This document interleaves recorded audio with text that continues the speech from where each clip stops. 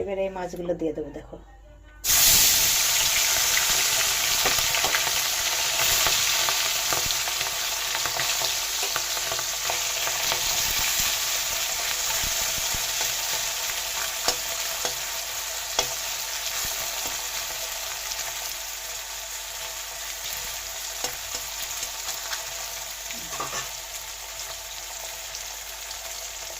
মাছটা ভাজা হয়ে গেছে না, ভালোভাবে ভাজা হয়েছে। দেখো